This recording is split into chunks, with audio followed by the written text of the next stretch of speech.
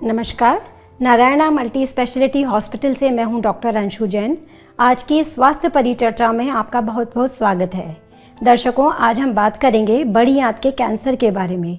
Cancer एक ऐसा शब्द, एक ऐसी बीमारी जिसका नाम सुनते ही हमारे दिलो दिमाग डर और चिंता से भर जाते हैं। उचित ज्ञान का अभाव इस डर को और अधिक बढ़ा देता है। अनेकों सवाल हमारे जहन में उठने लगते हैं। कहीं ये लाइलाज तो नहीं, कहीं ये जानलेवा तो नहीं, इसका इलाज कितना लंबा चलेगा, क्या अच्छे डॉक्टर्स उपलब्ध हैं या नहीं। इन सभी सवालों का जवाब आज हम जानेंगे अपनी विशेषज्ञों की टीम के द्वारा। हमारे साथ में है नारायणा मल्टी स्पेशलिटी हॉस्पिटल के ऑन्को सर्जन डॉक्टर तेज प्रताप सिंह। इनको 6 साल का अनुभव है इस क्षेत्र में, और ऑन्कोलॉजिस्ट डॉक्टर रोहित स्वामी, इन्हें करीबन 7 साल का ऑन्कोलॉजी का अनुभव है। सो डॉक्टर साहब, आपका बहुत बहुत स्वागत है। डॉक्टर रोहित, हमारे दर्शक आपसे ये जानना चाहेंगे कि बड़ी आंत का कैंसर क्या है, ये किस उम्र के लोगों में अधिक होता है, इसके लक्षण क्या हैं और क्या इसके रिस्क फैक्टर्स हैं? देखिए, हमारे शरीर के अंदर अगर हम आंतों को डिवाइड करें तो 2 तरीके से डिवाइड कर सकते हैं, छोटी आंत और बड़ी आंत। जब बड़ी आंत के अंदर कैंसर होता है, गांठ बनती है, तो इसे हम बड़ी आंत का कैंसर कहते हैं। बड़ी आंत के अंदर हमारा ना केवल असेंडिंग, ट्रांसवर्स और डिसेंडिंग कोलोन, बल्कि हमारा रेक्टम भी इसके अंदर इन्वॉल्व होता है।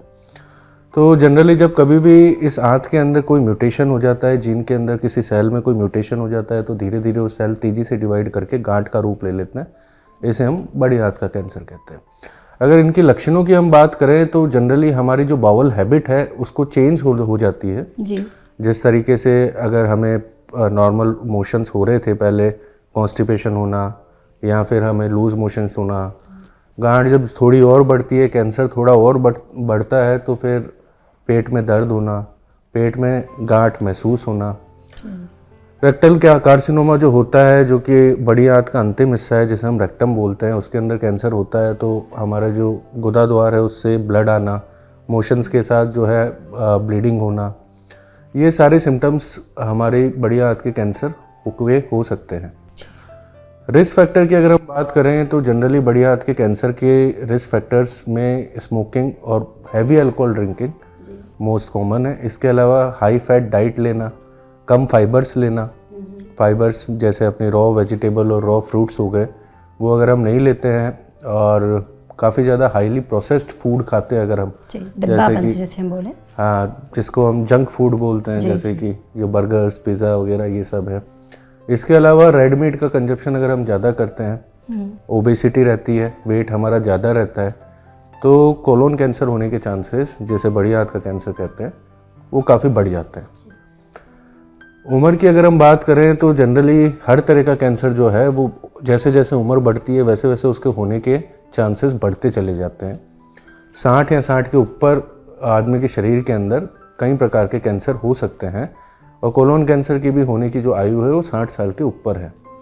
कुछ फैमिलीज़ के अंदर ये कैंसर जो है वो जेनेटिक तरीके से चलता है, जो कैंसर करने वाले जीन्स हैं वो म्यूटेटेड हो जाते हैं, और उस कारण से ये कैंसर जो है, कैंसर के जो म्यूटेटेड जीन्स हैं वो ग्रैंड पेरेंट्स से पेरेंट्स को, पेरेंट्स से बच्चों को मिल सकते हैं।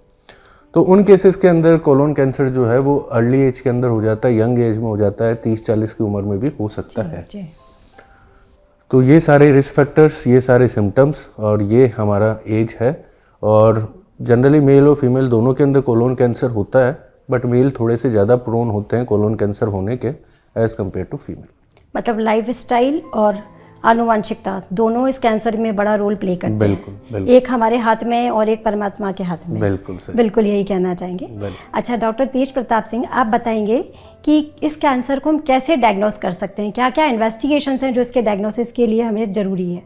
तो जैसा कि डॉक्टर साहब ने बताया कि यूजुअली इस तरह के पेशेंट्स जो रहते हैं, पेट में दर्द या लेटरिन के रास्ते खून आना, इस तरह की तकलीफ के साथ आते हैं, या फिर पेट का फूलना, तो उसमें हम इनिशियली बेसिक इन्वेस्टिगेशन के लिए सोनोग्राफी करवा के देखते हैं कि पेट के किस भाग में तकलीफ होती है, और फिर उसमें हमें कोलोन में या आंत में जो कैंसर जैसे सिम्टम्स लगते हैं, तो उसका हम पूरा इवैल्यूएशन करवाने के लिए सीटी स्कैन करवाते हैं, छाती का, पेट का, और उसके अलावा कोलोनोस्कोपी करवाते हैं उसके बाद में, और बायोप्सी लेते हैं। साथ में कुछ ब्लड टेस्ट भी लिए जाते हैं, जिसमें से ट्यूमर मार्कर प्रमुख है, जिसे हम बोलते हैं CA कोलोन कैंसर के लिए, वो भी हम लेते हैं, और उसके बाद में आगे ट्रीटमेंट का हम प्लान करते हैं, उसमें जो स्टेज होता है उसके अकॉर्डिंगली।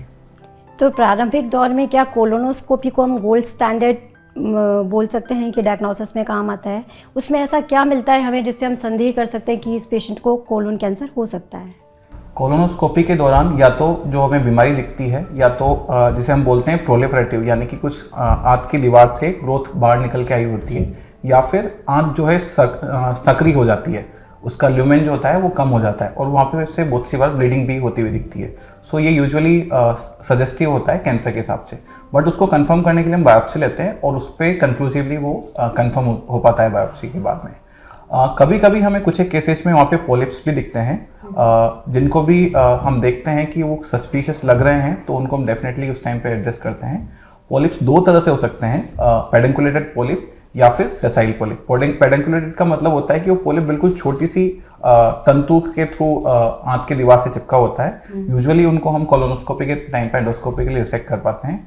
सेसाइल पॉलिप का मतलब होता है कि वो काफ़ी अच्छे तरह से आंत के पार्ट से चिपके हुए होते हैं और उनको बहुत सी बार कोलोनोस्कोपी के थ्रू नहीं निकाला जा पाता है। सो उसमें हम वहाँ पे डाई डाल करके उसका टेटूइंग कर देते हैं अगर वो सस्पिशियस रहता है तो, और फिर उसके बाद हम सर्जरी के दौरान जा करके उस वाले एरिया को रिसेक्ट कर देते हैं। क्या इसमें बायोप्सी का भी कोई रोल होता है? यस, बायोप्सी जो हम उसको रिसेक्ट करके उसको जांच के लिए भेजते हैं। साथ में इस तरह के पॉलिप्स जब होते हैं, स्पेशली यंग एज में प्रेजेंट होते हैं, तो उसमें जैसे डॉक्टर साहब ने बताया उनमें बहुत सी बार जेनेटिक कैंसर का भी रिस्क होता है। शल्य चिकित्सा का यानी सर्जरी का इसके ट्रीटमेंट में क्या रोल है? सो कोलोन कैंसर में सर्जरी का सबसे प्रमुख रोल रहता है। यूजुअली आंत की जिस भाग में बीमारी होता है उसके अकॉर्डिंग हम उसका आंत का भाग निकालते हैं, राइट हेमिकोलेक्टमी या लेफ्ट हेमिकोलेक्टमी या फिर ट्रांसवर्स कोलेक्टमी। सो अभी इसमें हम एक और रिसेंट नई चीज़ आई है जिसे हम बोलते हैं D3 लिम्फेडेनेक्टमी, जिसमें हम आंत को उसके मेजेंट्री के साथ में जो खून की बड़ी नसें होती हैं उनके पास तक जा करके उसको रिसेक्ट करते हैं। उसके कारण जो रिजल्ट्स आते हैं सर्जरी के वो काफ़ी बेटर आते हैं compare to the normal colon surgery. अगर हम इसमें एक और चीज़ अगर देखना चाहें, सो कोलोन कैंसर्स को हम 3 मोटे मोटे पार्ट्स में डिवाइड कर सकते हैं: early stage, locally advance and metastatic. So usually early stage के जो कैंसर्स रहते हैं उसमें यूजुअली सर्जरी प्रमुख रोल रहता है, और लोकली एडवांस रहता है उसमें सर्जरी के बाद हम अधिकांश केसेस में कीमोथेरेपी का प्लान करते हैं। अगर ये बीमारी मेटास्टेटिक होती है तो उसमें 2 तरह से हम डिवाइड करते हैं कि क्या ये कुछ लिमिटेड ऑर्गन्स तक फैली हुई है या फिर सभी ऑर्गन्स में जाकर के फैली हुई है। तो अगर कुछ ऑर्गन्स में फैली हुई है तो उसका इलाज भी सर्जरी के द्वारा संभव है? सो उस केस में हम टीम अप्रोच के थ्रू उस केस के लिए जाते हैं, जिसे हम मल्टी मोडेलिटी ट्रीटमेंट जो बोलते हैं। सो यूजुअली ऐसे केसेस में हम पहले कीमोथेरेपी प्लान करते हैं ताकि हम उनका बायोलॉजी टेस्ट कर सकें कि कीमोथेरेपी से वो किस तरह से रिस्पॉन्स दे रहे हैं। क्या ऐसा तो नहीं है कीमोथेरेपी के बाद बीमारी दूसरे ऑर्गन्स में भी आना स्टार्ट हो गया है, या फिर जहाँ पे पहले थी वो कीमो से रिस्पॉन्स नहीं कर रही, बीमारी बढ़ती जा रही है, या फिर उनमें अच्छा रिस्पॉन्स आया है। अगर उनमें अच्छा रिस्पॉन्स आया है तो इसका मतलब उनका बायोलॉजी अच्छा है, और अगर वो लिमिटेड ऑर्गन्स तक ही है तो उसमें स्टिल हम बीमारी को पूरा सही करने के हिसाब से जाते हैं। उसमें हम कीमोथेरेपी कंप्लीट होने के बाद में सर्जरी के लिए जाते हैं। उसमें हम कोलोन का सर्जरी करते हैं और साथ में देखते हैं कि वो लिवर में और लंग में जहाँ पे बीमारी होती क्या हम उसके हिसाब से सर्जरी के लिए जा सकते हैं, या फिर उस पार्ट को हम रेडिएशन दे करके उस बीमारी को उस जगह से पूरा खत्म कर सकते हैं। तो सर एक बात बताइए कि जब ये सर्जरी हो जाती है, आंतों का कुछ हिस्सा आप निकाल लेते हैं, उसके बाद में मरीज अपना जीवन सामान्य रूप से जी सकता है?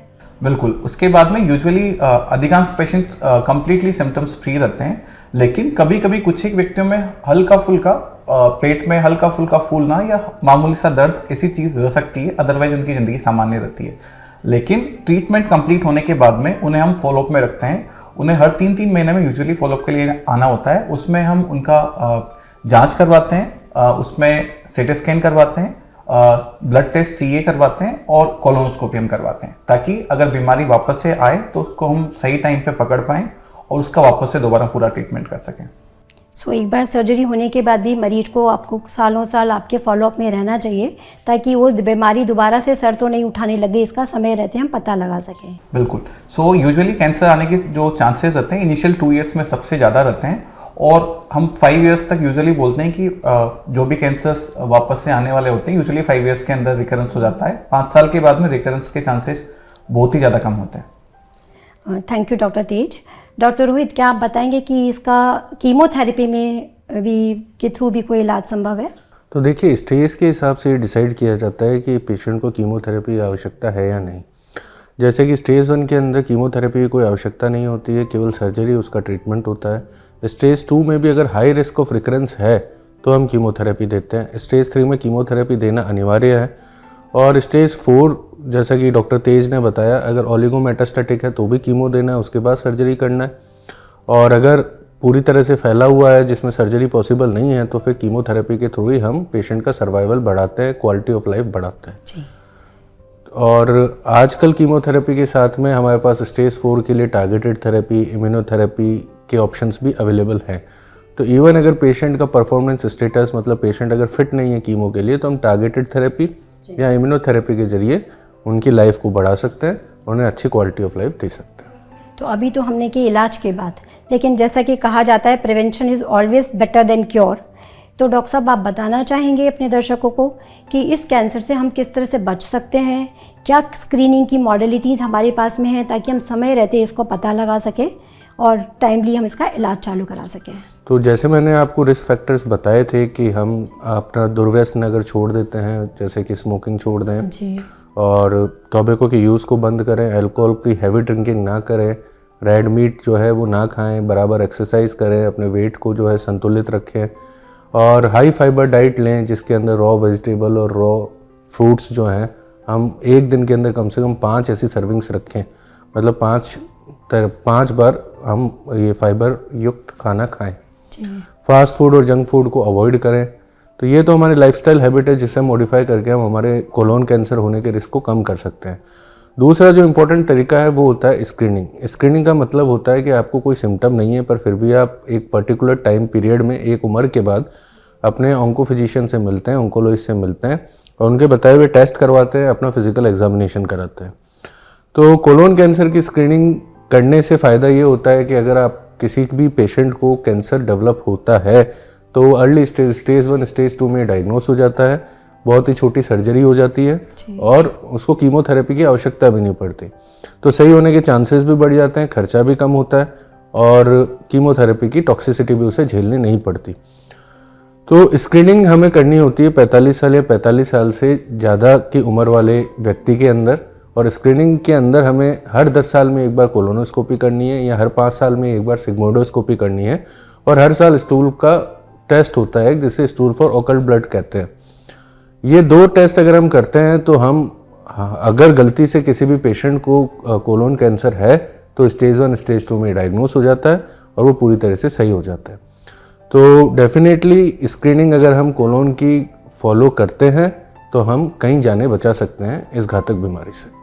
या दूसरे शब्दों में हम कहें कि हम सचेत रहें, समय रहते अपने लक्षणों को तुरंत पहचान कर अपने डॉक्टर से उपयुक्त परामर्श ले लें तो इस बीमारी से बचा भी जा सकता है और अगर समय रहते इलाज चालू हो जाए तो इसकी लाइफ की जो एक्सपेक्टेंसी है वो भी काफ़ी हद तक बढ़ जाती है, क्वालिटी ऑफ लाइफ भी काफ़ी हद तक बढ़ जाती है। बिल्कुल। तो दर्शकों, मुझे उम्मीद है कि आज का ये परिचर्चा आपके जीवन में नया एक चैप्टर चालू करेगा। आप लोग सचेत रहेंगे, अपने आसपास वालों को भी इससे अवगत कराएंगे कि किस तरीके से हम टाइम रहते हुए, स्क्रीनिंग कराते हुए, कुछ डॉक्टर से समय पे परामर्श लेते हुए इस बीमारी से मुक्ति पा सकते हैं या कम से कम हम इस बीमारी से अपनी लाइफ स्टाइल को चेंज करने के बाद बच भी सकते हैं। तो उम्मीद है कि ये चर्चा आप सभी को नई जानकारी उपलब्ध करा रही है और आने वाले समय में आप लोग अपने स्वास्थ्य का पूरा ध्यान रखेंगे। इसी मंगल कामना के साथ में नमस्कार। Thank you doctor Pradeep. Thank you.